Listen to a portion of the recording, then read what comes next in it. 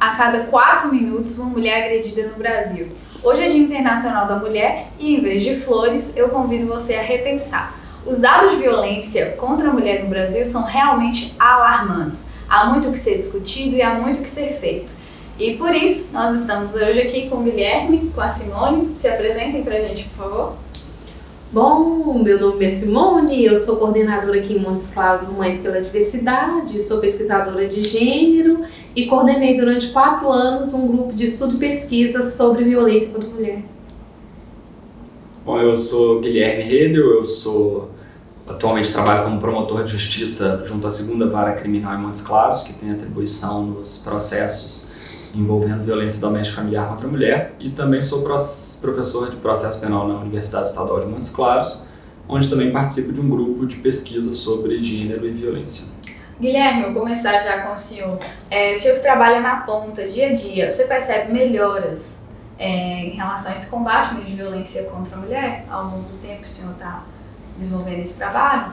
Bom, é inegável que existe sim alguma melhora, especialmente no aspecto normativo. Então, desde as convenções internacionais de 1979, depois de 1994, passando pelo marco da Lei Maria da Penha, é possível sim vislumbrar um cenário normativo que amplia a proteção das mulheres. Todavia, a gente tem aqui no Brasil aquela triste ideia, né, de que às vezes uma lei pega, outra lei não pega, e muitas vezes a legislação não é aplicada como ela deveria ser. Então, de fato, embora a gente veja uma melhora nos aspectos normativos, infelizmente, a gente vê alguns retrocessos, né, especialmente no que tange a aspectos culturais, institucionais e deficiências de aplicação da lei. E a gente pode até dar um exemplo aqui, um deputado que fala que outra colega não merecia ser estuprada, acabou sendo eleito pela maioria da população como presidente do país. Quer que grava de novo, Natinho? Quero, infelizmente. Simone, o Guilherme mencionou o aspecto cultural. A senhora acredita que esse aspecto cultural legitima essa violência? Como funciona? E eu acho que um ponto central também é como que essa estrutura foi formada, assim, que legitima que a mulher sofra violência. Bom, eu não tenho a menor dúvida que a questão cultural é determinante. Até porque a própria questão de gênero, essa diferença, né, do gênero masculino, gênero feminino, que construiu e legitimou essa violência, ela é histórica e cultural. Então é um processo que ele começa desde do processo de socialização mesmo da criança, dentro das instituições, começa na família, perpassa a escola e todas as demais instituições. É uma construção histórica, é uma construção discursiva. Então você tem um processo de socialização das pessoas, né, que constrói essa diferença de gênero, acaba fundamentando e legitimando essa violência e que é produzida e continua sendo reproduzida nas instituições. Então nós produzimos e continuamos a reproduzir isso dentro da família, dentro da escola, no mercado de trabalho, né, nas instituições, na política. Então a nossa cultura ocidental, ela é produtora e legitimadora dessa violência. Houve uma naturalização, né? Então quando a gente fala de uma construção que ela é histórica, que a gente poderia remontar desde a construção mesmo, né, do Ocidente, principalmente quando a gente chega no momento da construção da modernidade, do sujeito moderno, da cultura da modernidade, então você tem isso solidificado, naturalizado e legitimado, inclusive pelas instituições. Então quando você pega os discursos científicos, religiosos, jurídicos, você tem uma legitimação dessa violência. É quase invisibilizada de tão naturalizada que ela é, né? É bem naturalizada, mas igual o Guilherme mencionou, a gente tem a Lei Maria da Penha. Explica para a mulher que está aí assistindo esse vídeo o que ela pode fazer no dia a dia dela, sofreu uma agressão, ela procura o Ministério Público, como que é feito, assim, para além dos aspectos necessariamente jurídicos, para a pessoa que está aí assistindo o vídeo. Bom, o primeiro ponto a ser colocado, e que é mais importante, é que a mulher tenha condições de documentar essa violência, né? Esse é o primeiro ponto, porque quando você trabalha em processo, a gente trabalha com provas. Então é preciso que ela documente essa violência. É óbvio que nem sempre isso é fácil, porque muitas das violências acontecem entre quatro paredes ou em local sem a presença de testemunhas e de maneira que não seja possível você obter uma gravação, uma fotografia, um print de uma conversa. Mas quando possível, o ideal é que essa prova seja devidamente registrada. Uma vez registrada a prova, o ideal é que ela procure ou a Delegacia de Mulheres, ou acione o 190, o próprio Ministério Público, ou até mesmo o DISC 180, para poder fazer essa denúncia, essa representação, né, em busca de uma proteção. Então a lei tem alguns mecanismos que permitem a busca por medidas protetivas, que constituem uma ordem judicial para que o agressor se afaste da mulher ou seja proibido de entrar em contato com ela, mesmo através de terceiras pessoas. Dá uma proteção também no que tange a possibilidade de fixação de alimentos em favor da mulher e dos próprios filhos, né, sem prejuízo da ideia da persecução penal, que visa uma responsabilização criminal, geralmente a uma pena de detenção, né, que infelizmente ela ainda é muito pequena, né, nem sempre ela é efetivamente cumprida, né, mas esse é o caminho que a mulher deve seguir. Um ponto que o Guilherme falou, que eu acho que deve ser ressaltado, é que se há dependência financeira da mulher, há também a fixação de alimentos para essa mulher que depende desse agressor, né? A questão dos alimentos fixados em medidas cautelares, medidas protetivas de urgência, ela é um pouco delicada porque ela necessita de prova. Então é preciso que quando do pedido da medida protetiva, seja instruído com certidão de nascimento dos filhos, com uma certa informação sobre a renda do agressor, a renda da própria mulher, né, alguns custos familiares, de maneira que o juiz possa ter um parâmetro para definir o valor desses alimentos. Infelizmente, aqui em Montes Claros, a justiça criminal, né, na verdade a justiça que tem competência para a vara de violência doméstica, ainda tem sido bastante resistente à fixação de alimentos em favor das mulheres, né, vítimas de violência. Há uma prática de encaminhar essa mulher para a vara de família, exigindo que ela percorra um novo caminho com advogado, defensor, um outro fórum, um outro processo, sendo que a questão poderia ter sido resolvida ali. Simone, eu acho que um ponto que a gente está mencionando aqui é que existe a violência, existe esse caminho, mas existe essa estrutura, igual a senhora colocou, que legitima e tudo mais.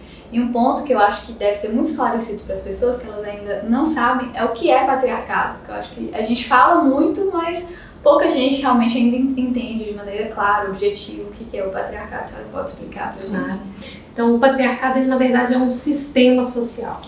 E quando a gente fala de sistema social, você está falando de um sistema que determina o lugar da mulher e do homem dentro das estruturas das relações e funções sociais. Para começo de conversa, é um sistema que determina o que é uma mulher e o que é um homem. E a partir dessa determinação, se estabelece também o que se espera de uma mulher e de um homem. Mas o pior, né, vou falar assim, o mais grave do sistema do patriarcado é que se estabelece entre homem e mulher uma relação hierarquizada. Então, essa construção sobre a qual eu falei, ela estabeleceu como princípio, né, mais importante, o princípio masculino. Então, o princípio masculino é o determinante, é a partir do princípio masculino que se estabelecem todos os papéis e funções sociais, e essas funções são hierarquizadas. Então, tudo que diz respeito ao feminino, à mulher, vai estar sempre subordinada ao masculino.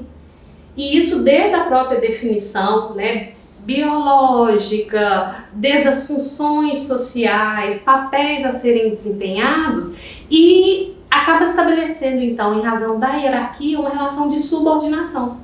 Então, de uma forma bem simplificada, o patriarcado ele é esse sistema social, cultural, econômico, político, que coloca o homem e o masculino numa situação de superioridade e a mulher e tudo que lhe diz respeito numa situação de subordinação.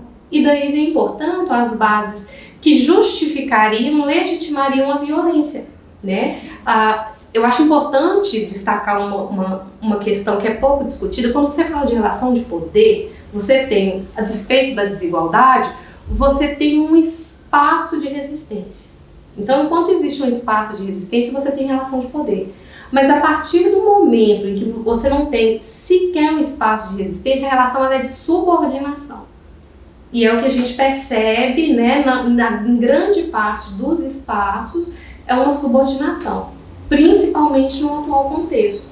Né? Então é esse o patriarcado, né? Essa situação de superioridade do masculino e, consequentemente, do homem, e que vai, como já mencionado, legitimar essa violência em todas as suas manifestações. Como que surgiu mesmo o patriarcado, assim, na sociedade? Como que ele se estabeleceu? Para que as pessoas entendam, assim, de maneira prática, historicamente, como que isso aconteceu, assim? Uma longa história. Uma longa história. Pegando, obviamente, o marco histórico, a gente poderia fazer esse recorte sobre mais várias simplista percepções, né? Basicamente, aí a gente tem que destacar aqui que a gente está falando aqui da nossa cultura ocidental. Nós tivemos uma dominação de determinados povos de cultura da guerra. Da cultura da guerra, com seus deuses da guerra, né, que vieram subordinar e dominaram outros povos que estavam aqui, né, e que eram de cultura de paz, de uma cultura fundamentada no feminino, né, e de preservação da vida. Então, a partir daí, construiu-se esse Ocidente, com toda a sua história, com toda a sua cultura, onde o princípio mais valorizado é o da violência. A violência, ela é valorizada, a guerra foi valorizada e sempre relacionada ao masculino. Então essa construção longa, gradativa, né, as bases da nossa cultura, da nossa cosmovisão, da nossa compreensão enquanto seres, enquanto sociedade, está fundamentada em pilares cujo princípio fundamental é a violência e a guerra. Né? Então a construção vem daí, na verdade. Um ponto que eu acho que deve ser trazido aqui também para a discussão é como a mulher muitas vezes é colocada como objeto, né? E não ser humano mesmo, com vontades e desejos. E nesse ponto eu acho que uma discussão interessante que o Guilherme pode somar para a gente são os crimes contra a dignidade sexual, que eu acho que está intimamente ligado com esse ponto que faz parte da nossa estrutura de objetificar a mulher. O que o senhor pode trazer aqui para a mulher que por acaso sofreu algum crime de violência nesse sentido sexual? Bom, os crimes contra a mulher no aspecto de violência sexual, eles também sofreram alterações normativas bastante significativas nos últimos 10 anos. Antes de 2009, essas ações penais elas só iniciavam com a própria vontade da vítima, que deveria, inclusive, contratar o próprio advogado, ou se não tivesse condições financeiras, buscar uma defensoria pública, para ajuizar a ação penal como verdadeira autora da ação penal. Houve uma alteração legislativa que mudou, permitindo a chamada ação penal pública condicionada. Então, a mulher deveria provocar o Ministério Público, ou seja, ela deveria manifestar a vontade de que o Estado, através do Ministério Público, desse início ao processo. Atualmente se trata de ação penal pública incondicionada, ou seja, se o Ministério Público tomar conhecimento de uma violência sexual contra a mulher, um estupro, por exemplo, ele tem, com base no princípio da obrigatoriedade da ação penal, que propor essa denúncia.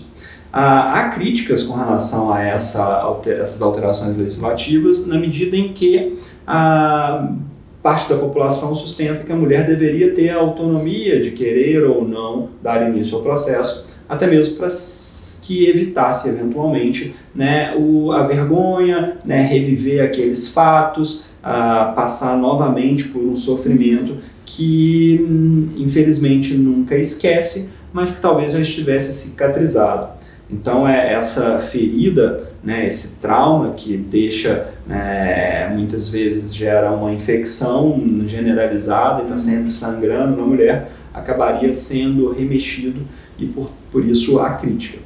Bom, o caminho, basicamente é o mesmo, é buscar provas, a gente tem uma certa dificuldade porque é natural que a mulher que seja violentada, a primeira reação dela é exatamente tomar um banho e entrar debaixo da coberta e chorar, né, e se limpar com álcool e tudo mais que ela possa para te desempregnar, né, tentar te livrar daquela sujeira, né. Mas o que seria o ideal, né, seria que ela imediatamente procurasse aqui na nossa cidade o hospital universitário, que é referência, né, para que pudesse coletar os vestígios de DNA e etc, para que a gente pudesse de fato encontrar esse agressor. Infelizmente, né, até relativamente pouco tempo atrás, né, inclusive o direito legitimava, né, muitas das vezes o estupro do marido contra a própria mulher, né? Havia aquela questão do débito conjugal, né? E que infelizmente, embora a legislação tenha alterado, né, é óbvio que direito e práticas sociais caminham em tempos bastante distintos, né? É interessante que é justamente o que a Simone colocou, né? Tipo, esse papel de subordinação da mulher, ela como produto do homem, né? Ela só serve para o homem, o marido que manda, e a gente está caminhando bem devagar rumo a mudanças sociais. Guilherme, medidas protetivas em relação a Maria da Penha, assim, como que funcionam na prática? Bom, na prática, a mulher procura a delegacia das mulheres e na delegacia é feita uma representação que vai direto para o juiz. Tem um prazo de 48 horas para que seja encaminhado ao Poder Judiciário e o juiz costuma deferir essas medidas, ou seja, autoriza a concessão das medidas única e exclusivamente com base na palavra da mulher. É óbvio que se esse relato não for coerente, né, o juiz vai pedir para que às vezes outras pessoas sejam ouvidas, né, ou que a delegada busque mais elementos informativos. Mas basicamente com base na palavra da mulher, né, essas medidas são deferidas. Por isso que é importante que a mulher leve prints de mensagens, que ela leve áudios com gravações de ameaças, ou que ela possa levar até mesmo uma testemunha, né, que tenha visto ou que saiba desse contexto de violência que ela vem sofrendo. Uma questão que a gente vem trabalhando aqui em Montes Claros, mas que ainda é bastante, né, ainda tem resistência no juízo da segunda vara, é a possibilidade de a mulher pedir a medida protetiva sem a necessidade dela representar criminalmente. Ou seja, alguns crimes, que são aqueles de ação penal condicionada, eles precisam que a mulher deseje que o agressor seja punido criminalmente para que o juiz defira a medida protetiva. Embora o Ministério Público tenha um entendimento de que essas medidas cautelares são autônomas, ou seja, a mulher não precisa querer que o sujeito seja processado criminalmente para que ele seja proibido de se aproximar dela. Claro. A gente, infelizmente, aqui ainda tem uma resistência do juízo, mas a gente tem tentado construir argumentos novos para que ele se sensibilize com essa necessidade, né, de que não é necessário um processo criminal para que a mulher tenha a sua proteção, né, da sua integridade física e psíquica. Um ponto que eu acho importante a gente discutir também é que a gente escuta muito, mas nem todo homem e tudo mais, e a Simone trouxe justamente esse contexto que nossa sociedade ela é formada a partir de estruturas. Então, volta e meia, até o Guilherme, o Neto que está aqui filmando, eles podem reproduzir esses discursos machistas, e que é um trabalho diário, né, da gente tentar desconstruir isso. Eu queria que a senhora esclarecesse para o homem também que está assistindo esse vídeo, como que ele pode fazer parte dessa luta, desconstruir o que ele aprendeu a vida inteira. Pois é, eu acho que uma coisa importante que a gente precisa destacar é que o sistema patriarcal e o machismo ele não é prejudicial só para a mulher. Isso. O machismo ele é extremamente ruim para o homem também, né? Hoje se discute muito a tal da masculinidade tóxica, né? A gente poderia problematizar um pouco esse nome, mas na verdade é uma tentativa e que surgiu inclusive dentro dos próprios movimentos feministas, a problematização dessa questão, a fim de tentar demonstrar como que o homem também sofre, né? A própria socialização, aquela história de que o menino não pode ter contato com suas emoções, o homem não chora, né? O homem não pode demonstrar os seus afetos, a obrigatoriedade de ser o homem, o provedor da família, de um homem ser sempre forte. Então, eu imagino que no momento em que acontece essa percepção do prejuízo que o próprio homem sofre, apesar de todo o seu local de privilégio, apesar de todas as benesses que ele usufrui dentro desse sistema machista, mas se discutirmos, né, se informarmos e mostrarmos para esse homem o quanto ele também perde com o machismo, talvez a gente consiga encontrar aí um caminho para trazer o homem para uma relação de parceria. Claro. Porque, como eu mencionei, a relação hoje ela se estabelece dentro de uma relação de poder hierarquizada, muitas vezes subordinação. Então você não tem uma relação adequada, saudável, né? De um modo geral, a gente está, claro, generalizando aqui, entre homens e mulheres. Então perdemos todos. Né? Então discute-se muito, por exemplo, se há a possibilidade do homem feminista, em razão de um local de fala, mas a despeito de toda essa problematização discursiva, teórica, eu só consigo ver o caminho para uma mudança real, né, dentro de uma relação de parceria. Com a participação né? de todos. Quando se percebe tudo que... as perdas e as violências que a mulher sofre, eu acho que elas são inegáveis, não tem como discutir. Mas precisamos muito também trazer como pauta as perdas do próprio homem, Claro. né? E é muito difícil porque quem está numa situação de privilégio não vai ceder espaço, né? É muito complicado você estar numa situação em que você se beneficia, em que você ganha sempre, em que você tem voz sempre, em que tudo que você faz e diz é legitimado, para que os espaços sejam ocupados pelas mulheres, os homens têm que ceder espaço. E essa relação ela é muito difícil, né? Mas essa parceria ela é indispensável para uma real mudança, né? Se a violência contra a mulher, se o patriarcalismo e o machismo foram construídos, a ressignificação, a desconstrução disso vai ter que ser no sentido contrário.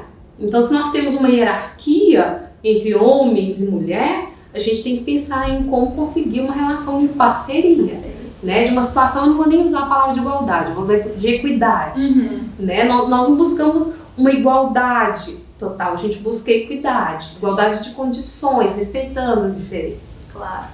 Guilherme, o senhor trabalha diretamente, né, ali na ponta com a vítima, com o agressor. É claro que não existe um perfil, né, que a gente pode trazer aqui do que é um agressor, justamente porque todo mundo pode ser um agressor nesse sentido, mas o que o senhor acredita que pode ser feito também para esse homem que praticou essa violência, para que ele consiga sair dessa conduta que ele vem fazendo, né, que ele vem praticando?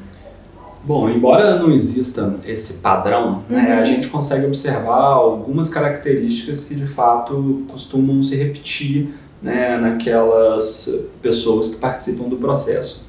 Via de regra, a gente tem sim uma relação de superioridade econômica, né? Ou seja, geralmente o agressor ele é o provedor do lar. Há um aspecto de sensação de propriedade, né? De que a mulher é propriedade dele, e isso a gente costuma ver com certa frequência. O que a gente tem feito aqui, né? Aqui em Montes Claros, o CEAPA, que é um órgão vinculado à Secretaria de Estado de Segurança Pública, né, e Defesa Social, eles desenvolvem um trabalho de responsabilização do agressor com grupos reflexivos. Então, quando a gente recebe um pedido de medida protetiva, uma das condições que a gente impõe, né, na verdade o judiciário impõe, mas a pedido do Ministério Público, é justamente o comparecimento do agressor nesses grupos reflexivos, onde vão ser discutidas questões históricas, culturais, né, justamente demonstrando, né, os riscos dessa masculinidade, né, e justamente os prejuízos que causa, especialmente para a própria família, né. Então, esses grupos são bastante importantes, né. Não adianta a gente acreditar, embora de fato a gente tenha visto alguns casos em que a mulher ela relate, olha, depois que ele ficou preso esses 2 dias, nunca mais voltou a agredir. Mas a gente não pode acreditar que prisão, né, é solução. Né? Então, o caminho é justamente uma construção na educação, desde dentro de casa, escolas, igrejas, etc. Nesse sentido, Simone, quais políticas públicas que a gente pode pensar em instaurar aqui no Brasil que poderiam resolver esse tipo de problema, para além da educação em casa e tudo mais? Assim?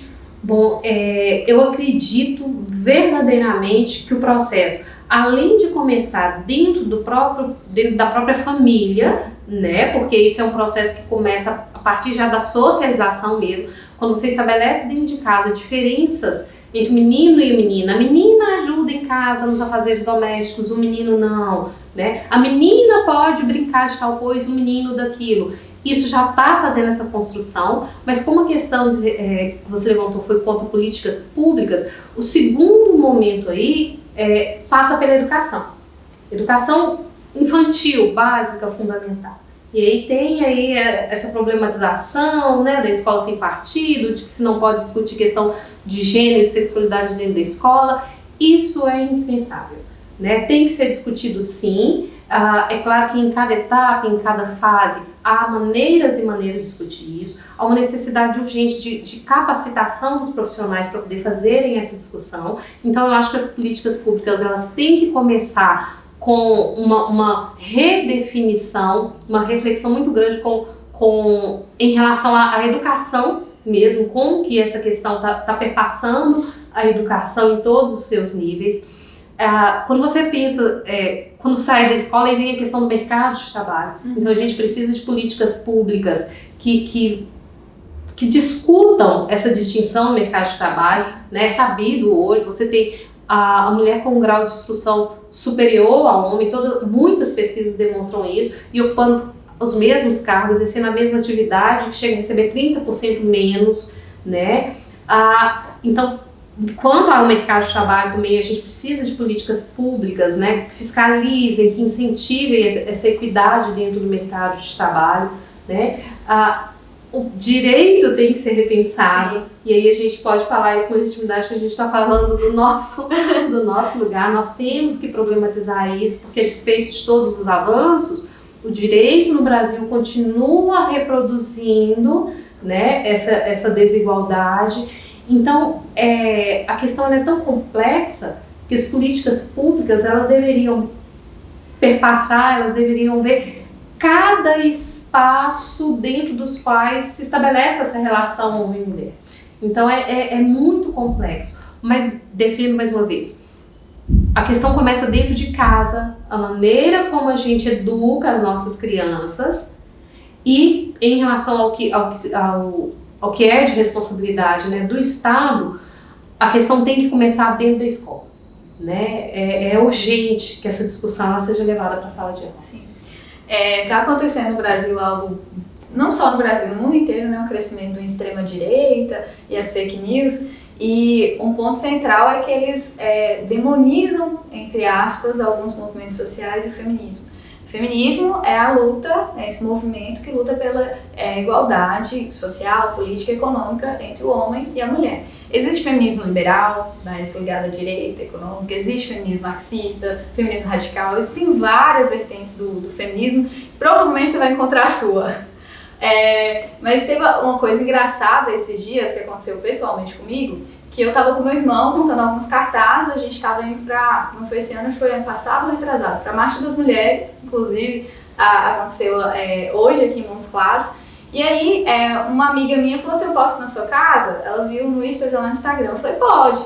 Aí ela chegou, ela ficou assustada, eu falei, mas você tá indo? Eu falei, tô, a gente tá indo, o Pedro também tá indo. Não, mas você é feminista? Como assim? Eu falei, só amiga, o que tem de errado nisso? Ela falou, mas essas mulheres que iam sutiãs, e aquela ideia assim super estereotipada. Eu acho que é importante a gente falar sobre isso, né? Aí eu fui pra essa marcha e lá tava cheio de freiras, porque aqui em Montes Claros a igreja é bem forte nisso. Eu postei outras stories e ela ficou assim indignada. Ela, como assim? Freiras em movimento social e tudo mais. O que a senhora pode falar disso para essa mulher que ainda tem essa visão do feminismo que foi colocado para ela, né, que é muito interessante esse local que colocam do feminismo para essas mulheres?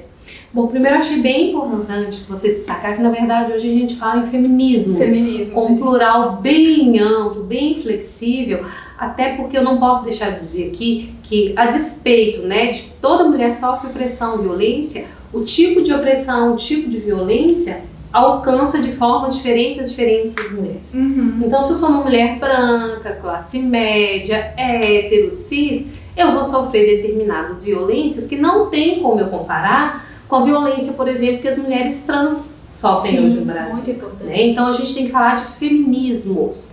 E essa resistência, essa deslegitimação do movimento feminista tem muito a ver já com os espaços que determinadas categorias sociais, que representam os interesses do machismo, eu não vou falar dos homens, né, do machismo, do patriarcalismo, vem perdendo.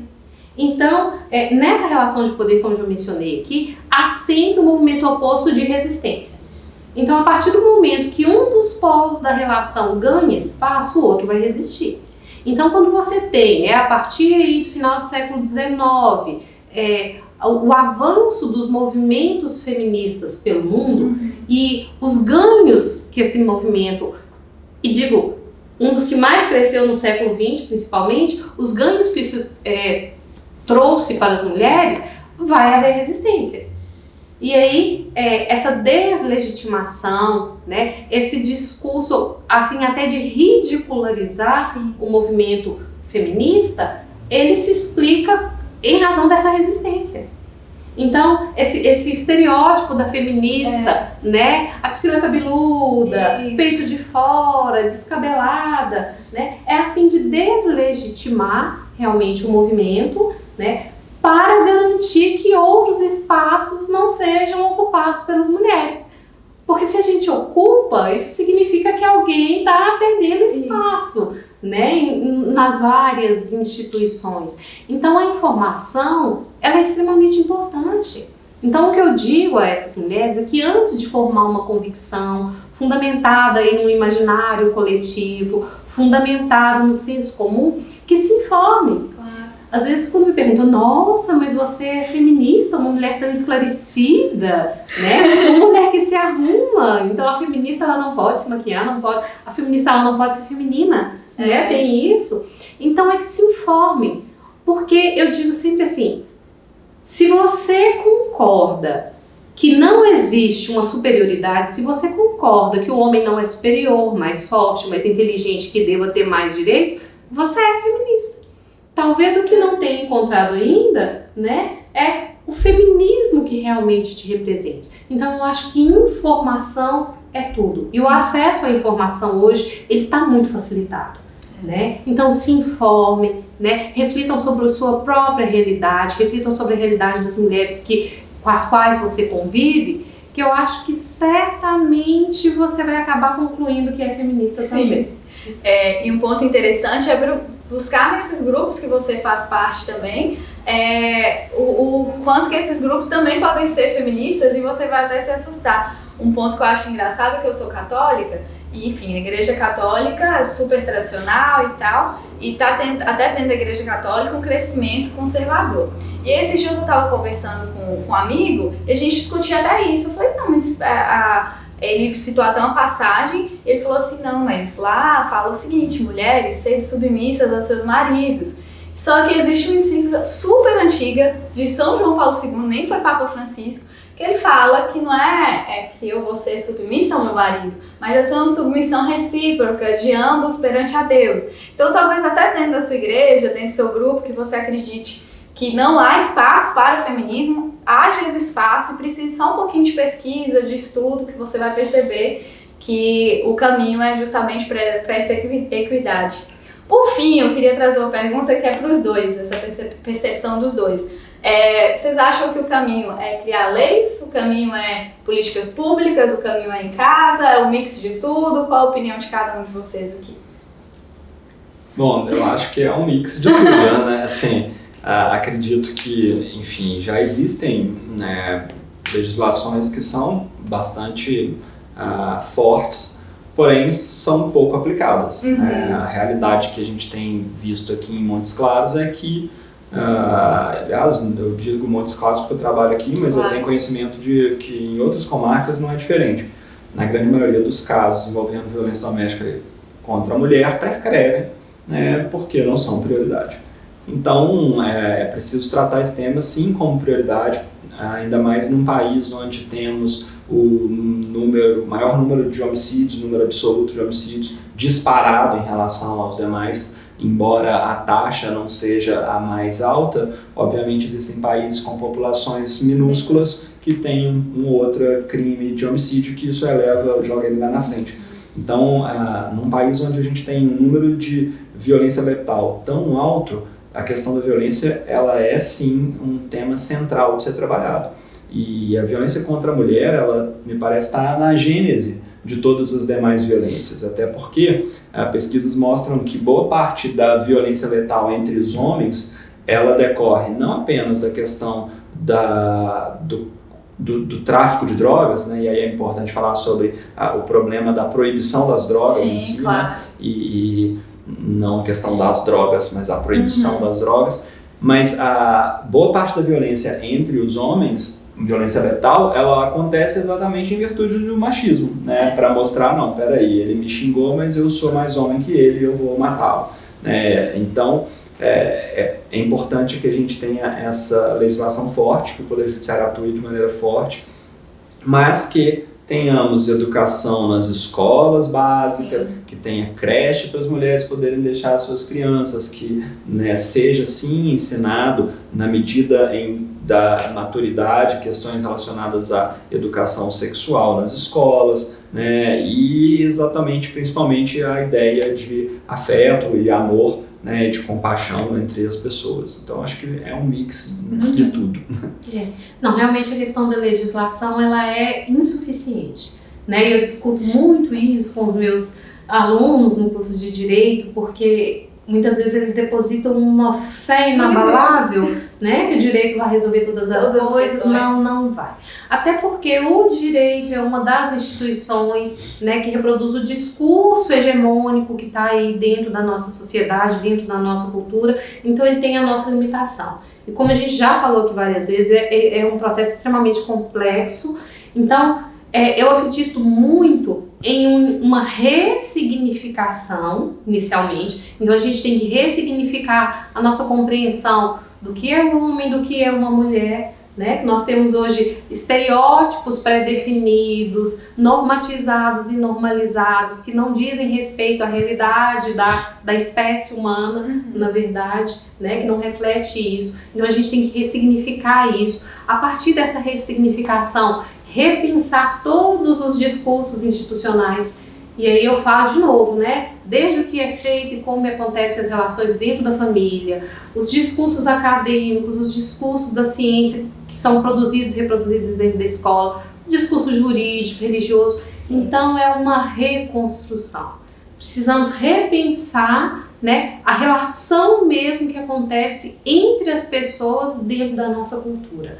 Então imaginar que criar novas leis mais graves, penas mais graves, né, vai resolver o problema da violência, é no mínimo uma ingenuidade. Né? Então temos que repensar bastante e destacar que todos somos responsáveis por isso. Todos, né, indistintamente. Então é diariamente imaginar o que a gente pode fazer nas 24 horas do dia para ressignificar e desconstruir esse patriarcalismo, essas relações de subordinação.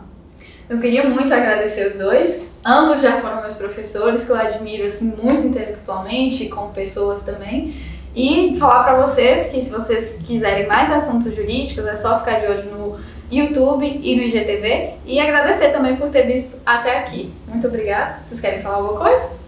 Muito obrigado, Camila, pelo convite. Obrigado, Simone, pela aula. Sempre muito bom te ouvir. Maravilhoso. Agradecer pelo convite, falar da felicidade em acompanhar o trabalho que você está desenvolvendo, parabenizar sempre, né? Deixar pública aqui a minha admiração e respeito pelo trabalho do Guilherme e convocar. Sejamos todos feministas, sim. Sim.